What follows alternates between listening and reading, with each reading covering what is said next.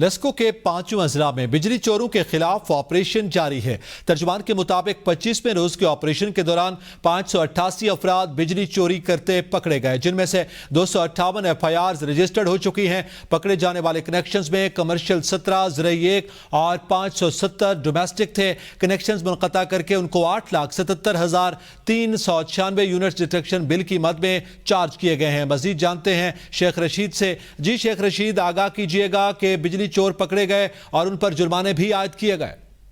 ये आज 25वां रोज है लेस्को को ऑपरेशन करते हुए। अब तक जो है मजमूई तौर पर 1365 लोग जो है पकड़े गए हैं और 708 लोगों के खिलाफ FIR मजमूई तौर पर काटी जा चुकी है। और लेस्को जो है उनका जो 5 इजला की जो रिकवरी है वो इस वक्त 3 अरब 4 करोड़ 35 लाख रुपए है।